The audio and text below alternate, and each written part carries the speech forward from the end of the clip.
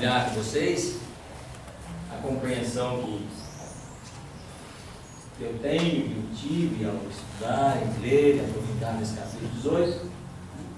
É muito interessante, diz respeito ao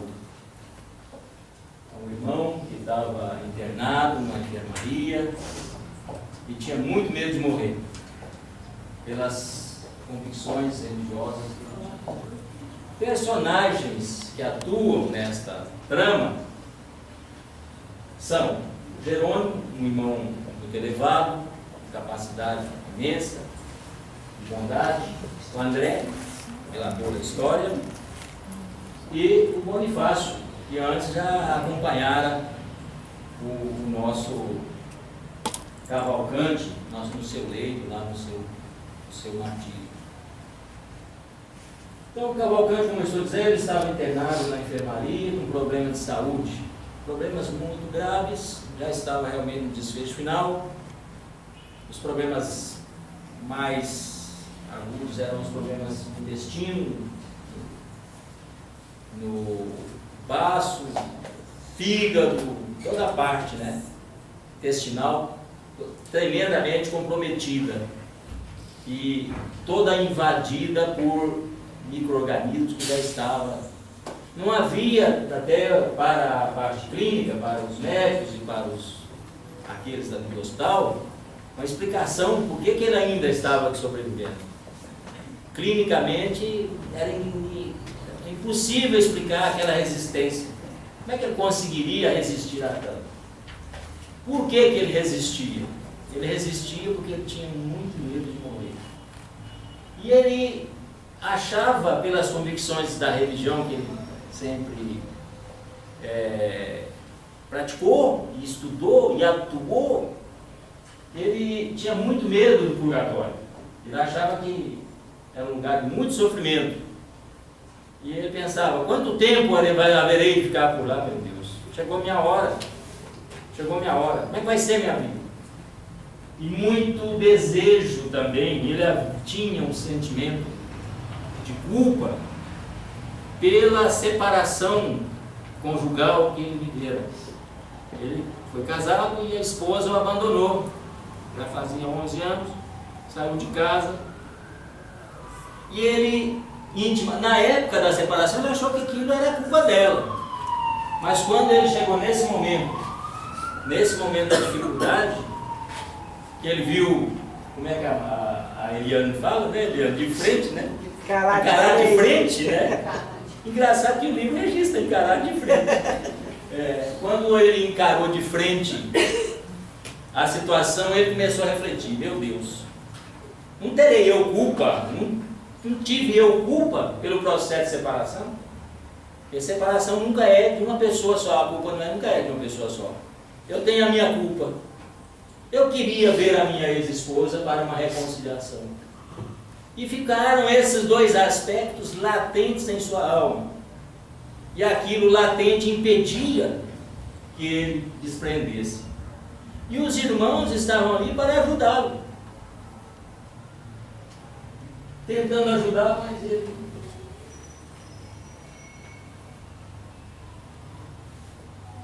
Então, Jerônimo estava ali com capacidade para ajudar, dando os primeiros passos, promovendo os toques para aumentar a hemorragia, para que ele pudesse partir. Mas ele realmente resistia. Então ele pediu que chamasse um padre. Ele queria conversar com o padre, para ele explicar a mesma situação que eu havia dito, que ele tinha medo de morrer, que ele queria conversar com a esposa, que ele estava numa angústia muito grande. Ele sabia que era o momento dele, o momento final dele. Então,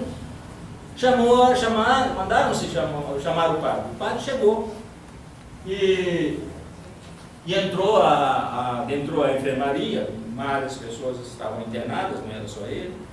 O padre entrou, cumprimentou, conversou com ele e falou com ele: ô meu irmão, ele falou, tenho medo de morrer, padre. Quanto tempo eu vou ficar lá no purgatório, padre? Quanto tempo vou demorar lá?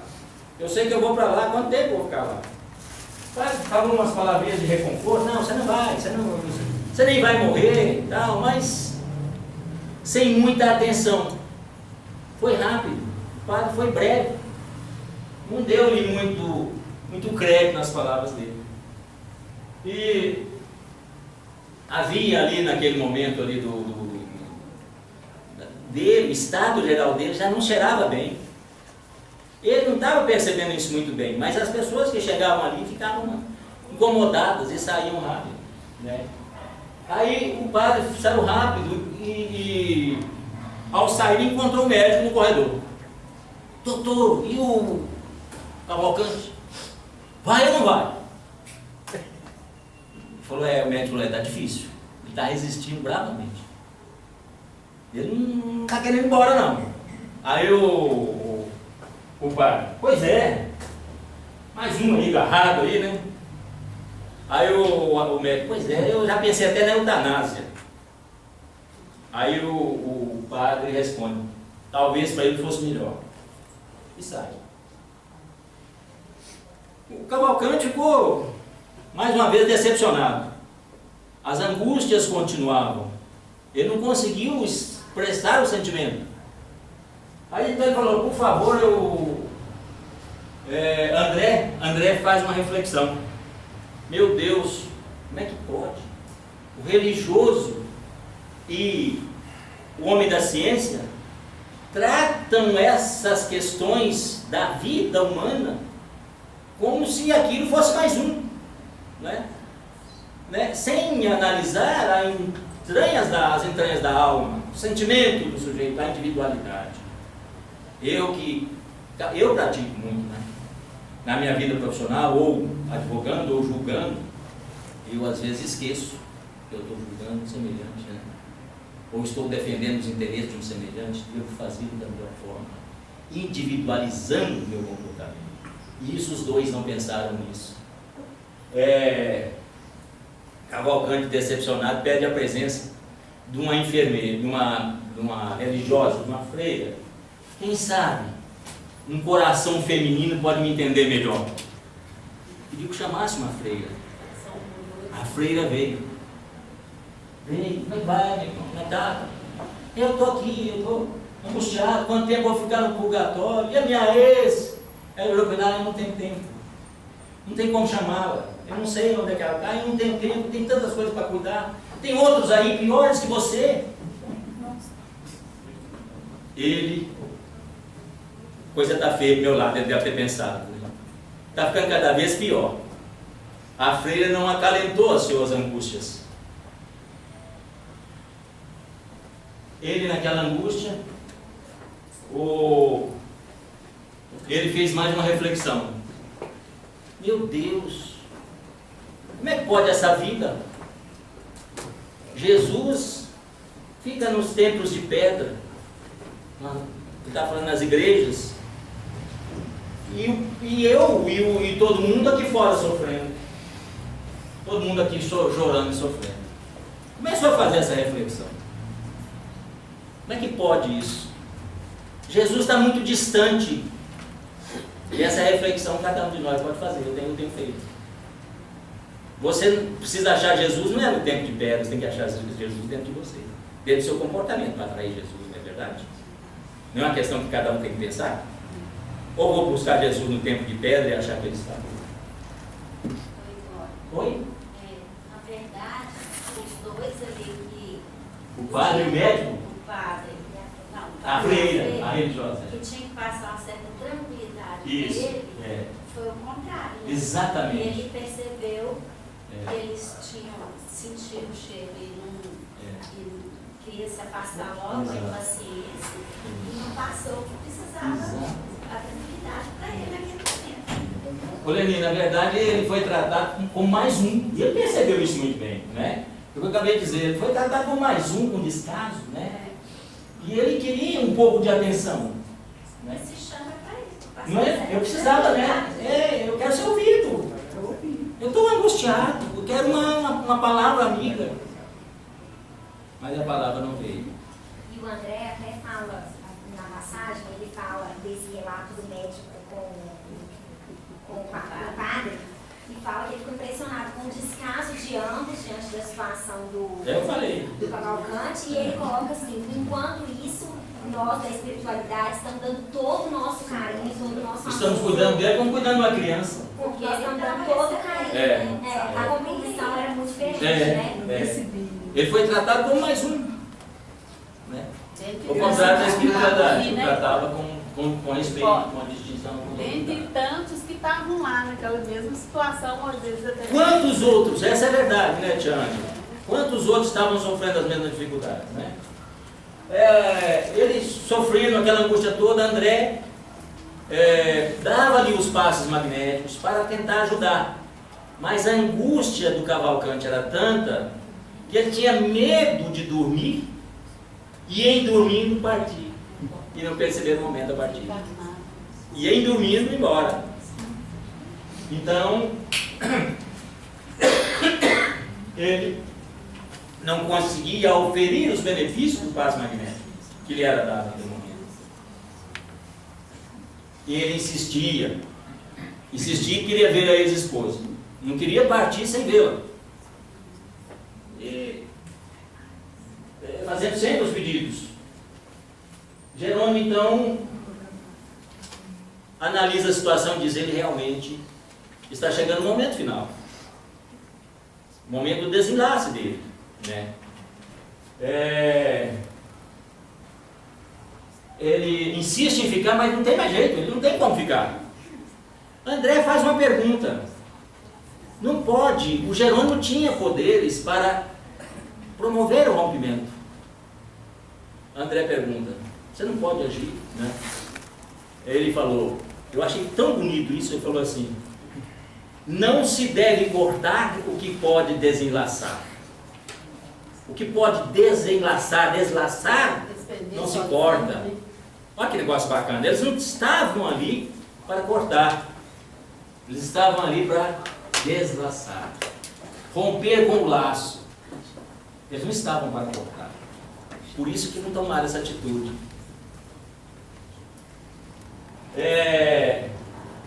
Jerônimo, então, dá um passo importante. Vai lá e rompe com o duodeno, faz uma certa interferência no duodeno do paciente. E aquilo era o fato necessário, era o passo necessário para a brevidade da situação. E então Jerônimo fala assim: bom, já estamos então caminhando para esse momento final. Vamos ajudar o nosso irmão, que era um irmão querido, que trabalhou na esfera do bem, e merecia todo o apoio, todo o carinho da espiritualidade. Então vamos dar-lhe mais essa oportunidade, vamos trazer a companheira. Então foi buscar a companheira, o nosso Cavalcante foi ter com a companheira. Jerônimo ainda comenta, olha, ele não sabe que ela já desencarnou há um ano, ela já está desencarnada, mas foi buscar. Aí, daquele momento da intervenção no duodeno, Jerônimo diz o seguinte: a partir deste momento, ele vai passar a ver imagens muito fortes. Isso me provocou uma profunda reflexão de como é que funciona a vida em um hospital. Como é que funciona a vida em um hospital? Aí Jerônimo ele vai perceber as presenças, não só vai ver a companheira, que era um ato que eles estavam trabalhando para que aquilo acontecesse. Eles queriam que ele visse a companheira, que era do agrado dele. Mas em vendo a companheira, em estando preparado para ver com ele ia ver os vampiros todos que estavam espalhados pela enfermaria do hospital. André preocupa. E aí ele vai ver tudo isso, André indaga, o Jerônimo vai ver tudo. Nessa situação agora ele vai ver tudo o que está acontecendo. Então, ele vai ver todos os vampiros espalhados pelo ambiente. E a situação era a pior que um ser humano pode imaginar, que a gente não tem nem paradigma para imaginar. Vampiros sugando cicatrizes de internados, de outros naquela mesma situação, vampiros sugando os outros, uma situação das mais indescritíveis e horrendas que pode haver. André questiona, eu já acabei de falar, e Jerônimo esclarece. Achei isso muito importante, quis até transcrever literalmente. Ele esclarece, quando a luz aparece em determinado plano, onde a criatura esteja apta para ver, e Jerônimo já tinha se tornado apto com aquela intervenção que foi feita no Nicodemo, quando o indivíduo estiver apto a ver, tanto enxergará o pântano quanto o céu. É um véu que se tira, né? Lembra tudo. Tira-se um véu. Ele vai ver o pântano, mas vai ver o céu. Não tem como ver uma coisa só. É uma questão de claridade e uma questão de sintonia. André diz assim: não tem como resolver essa situação desse ambiente com tantos vampiros, com essa situação tão horrenda. Não dá para tirar esses cidadãos daqui. Se pode chamar de cidadão? Bom, mas né? São irmãos nossos, né? Não dá para tirar esse pessoal. Aí o Jerônimo explica: não adianta esforçar para removê-los, e eles voltarão, porque é uma questão de sintonia. O que determina a presença daqueles ali é a sintonia dos internados, daqueles que estavam em tratamento. Não adianta tirar, porque eles voltarão. Aí ele fala, aí ele diz assim: é o tempo de cada um, é a sintonia. Cabe a nós, Jerônimo explica, cabe a nós termos misericórdia e trabalhar na esfera do bem. É o que a gente, é o que nós, e que eu ouço aqui sempre, é o tempo de cada um. É o tempo de cada um. Bonifácio então entra com a esposa. Se a situação dos vampiros era difícil, a da esposa era pior ainda. Deplorável. Jerônimo até esclarece, ela tem muitas dívidas. Ela ainda está a pagar muitas dívidas. Aí eu cabo comigo, pensei, esse deve ser o motivo pela situação deplorável dela. Ela entra, quando ela vê o ambiente, ela percebe, ela não conseguia nem ver o condutor dela, o Bonifácio. Tamanha era a situação difícil dela. Tamanha era o momento de dificuldade. Mas ela era quando recebia as ordens e obedecia, mesmo sem ter contato, mesmo sem ver. Então quando ela entra, ela reconhece Cavalcante e deseja dirigir-se a ele e ajoelhar-se, né? Perdoe-me, Joaquim. É isso que ele registra. A gente trabalha o tempo todo com Cavalcante. Ela disse: Joaquim, perdoe-me, Joaquim. Ele: perdoe-me, Bela, minha Bela. Que alegria revê-la. Aí ela não, eu que tenho que te pedir perdão. Ele: não, mas eu também tive culpa. Eu era chamado de padre sem batina, eu ficava envolvido com os compromissos da religião, da igreja, abandonei o lar. Eu me senti culpado com isso. Aí ela: não, a culpa é minha. Então, e tiveram esse diálogo muito bonito. E ambos pedem, portanto, reciprocamente o perdão, com uma situação que eu achei muito bonita. O diálogo, eu já disse anteriormente que a intervenção do Odemo fez com que ele abrisse as vistas. Não é isso? Ele passou a ver, né, tia Ângela, ver um horizonte que ele não tinha conhecimento antes, né? Pelo fato de ele ter passado a ver, ele começa a conversar com a esposa das situações deles, que só ele sabia, e começa a ver aquele ambiente todo, e começa a discutir, começa a conversar com o mundo espiritual. Aí o pessoal, os encarnados, o médico, enfermeiros, outros internados, agora endoidou de vez, agora lascou. Agora o homem não tem jeito mais não. E porque começou a incomodar o ambiente hospitalar, né? Começou a incomodar o ambiente hospitalar. Estava conversando sozinho, falando com espíritos, né? Aí,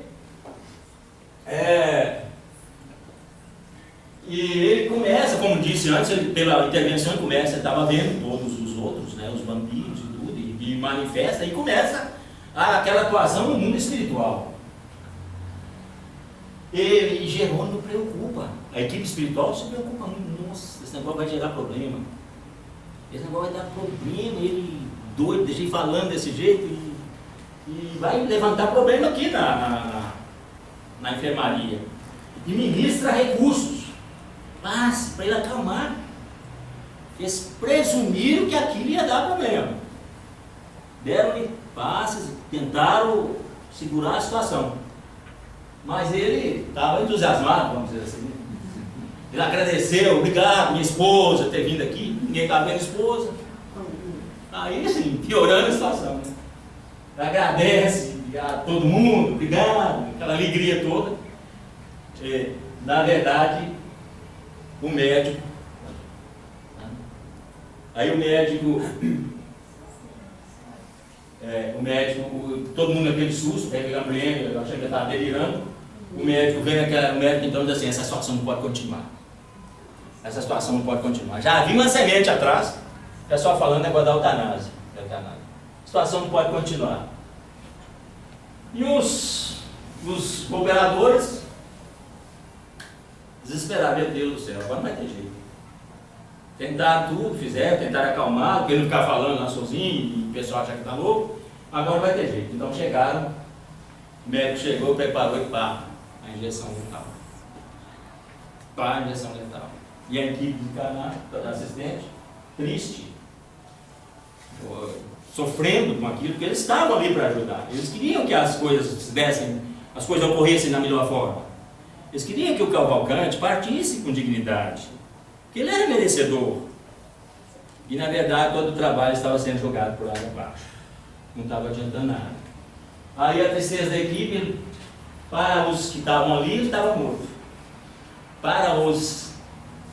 Para a equipe não. Para a equipe estava apegado ainda.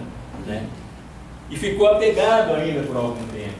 Só depois de 20 horas é que o desenlace conseguiu se realizar. Porque um desenlace nessa forma, um desenlace na forma da eutanásia, né? É aquilo que o Jerônimo falou, né? Não se corta o que pode deslaçar. Eles cortaram. Houve um corte. Quando devia ter soltado. Eles estavam ali para desfazer o laço. Eles cortaram. E o corte, portanto, é um problema que acontece todo dia. Com quantas pessoas,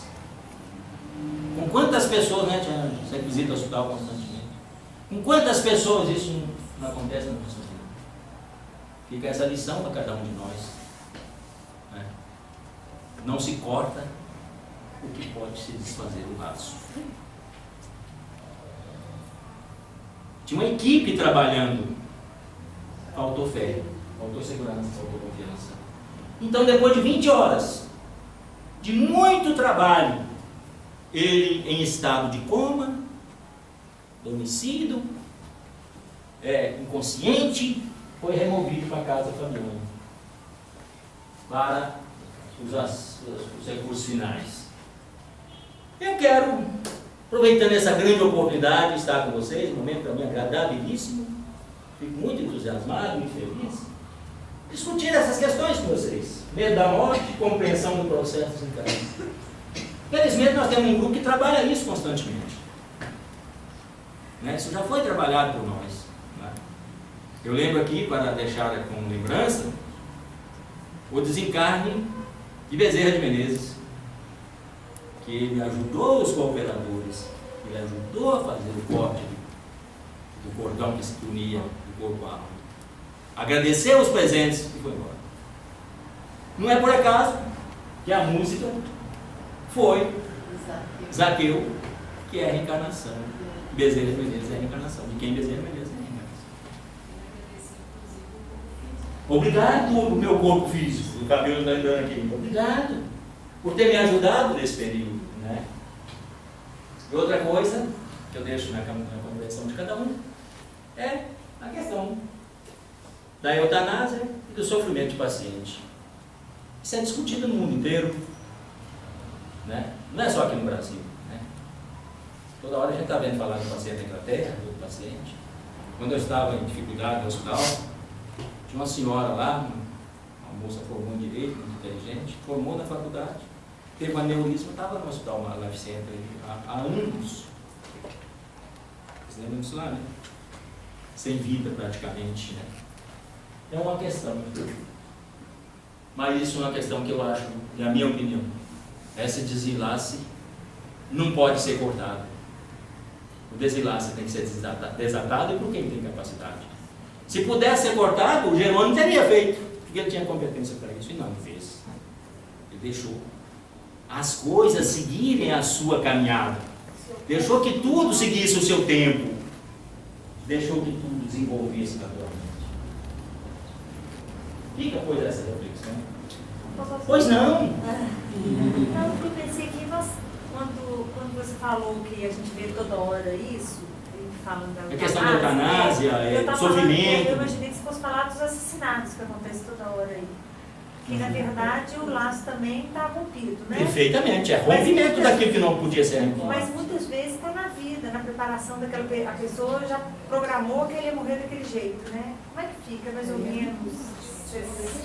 Você coloca, no caso de um assassinato. Um assassinato. Muitas vezes a pessoa, na maioria das vezes, quando uma pessoa é assassinada, a gente acredita que não cai uma folha assim. Pode ter sido uma questão kármica, né? Pode ter sido uma questão kármica. Sim. Na verdade, já estava planejado aqui. Sim, mas claro. mesmo assim é um assassinato. Sim. Né? Se a situação é Será essa... que é tão difícil assim libertar? Ah, com certeza. Viu, querida amiga? Com certeza. O desenlace em situação difícil, seja qual for, 20 horas é pouco. Ou mais. Fabiano, Cavalcante era um homem muito especial, estava lá para ser ajudado. Mas a gente sabe pela literatura que a desenlace que demora esse sono, essa dificuldade de despertamento em determinada situação é muito longo, é muito sofrido. Você colocou uma questão que eu acho muito importante. Realmente é digna de dó, de pena e de misericórdia. Dó e pena não é muito bom de ser usado, é misericórdia, é o coração que tem que sentir. É digna de misericórdia a situação de assassinato, por exemplo. Não é verdade? Mas tu tem um karma, tu tem uma razão, nada é por acaso. Karma é para ser daquele jeito mesmo, né? Nada é por acaso, né? É outra discussão, né? É outra discussão. É a discussão de enterrar uma pessoa, porque a gente enterra, na nossa sociedade, a gente enterra muito rapidamente, né? Sim. Isso gera uma questão que o velório dá tempo de Mas isso acontece também. A literatura registra também esses apegos ao corpo material e a dificuldade de desprendimento, né? O Cavalcante estava na dele, né? Agarrado, ele queria agarrado à vida, não tem o registro de agarrado, ele estava agarrado ao corpo, é diferente. Ele estava agarrado à vida, quando ele viu a esposa, o medo dele era por causa da consciência que ele tinha da questão do purgatório, né? Ele achava que lá ele podia passar algum tempo lá, e ele ia sofrendo muito no barro, na lama, no frio, no sofrimento, né? Tá vendo?